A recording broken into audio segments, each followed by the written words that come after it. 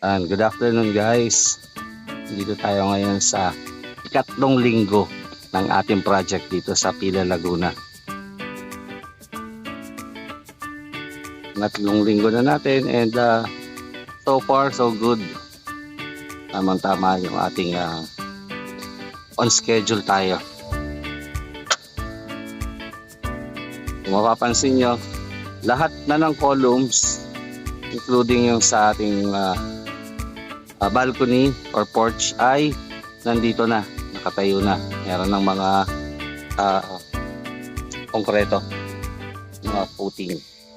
Lahat yan meron na. Bali, 6 yung 30 by 30 na column natin na erect na for this week. Meron na rin na mga hollow blocks na nailatag at kinuha na dun sa elevation ng ating flooring. Actually, ang flooring natin is yun nandun sa straw na yun. As per design, it is 0.8 meters from the concrete pavement sa harap. Doon kami kumuha ng elevation. Kaya makikita nyo, elevated yung bahay, which is nasa design naman yan. Below the ground kasi is kailangan hollow blocks yung ilalagay namin. Pero above kasi naka-design na ito ay sa steel reinforced concrete panel. Naka-design kasi ito as SRC panel, yung mga exterior and interior walls. So kailangan yung below grade kasi hollow blocks lang yon. So ito, natambakan na rin yung ibang part. Kailangan kasing matambakan na para ma-establish na natin yung ma-establish na natin yung elevation ng finished floor line. Makikita nyo din yung dalawang column sa gitna natin.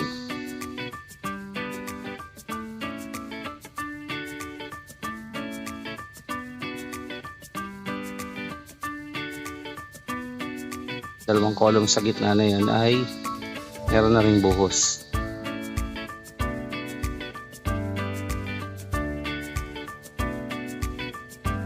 Dito may excavation na rin para sa mga wall footing dito sa porch.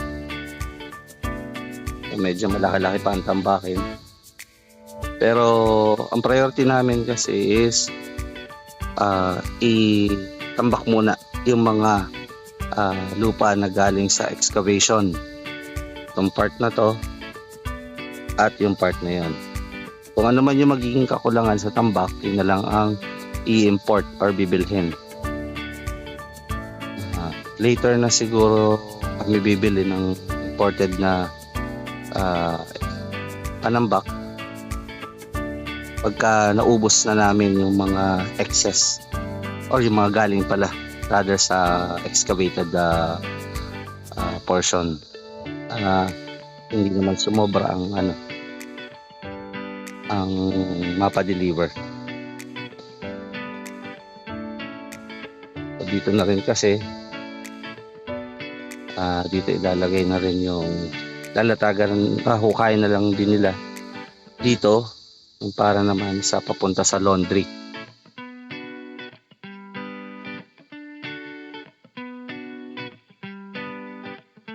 Ito naman tayo doon sa harap.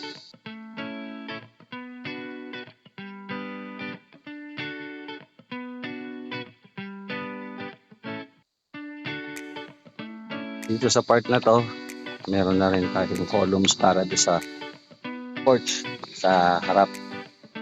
And nuhukay na rin wall footing.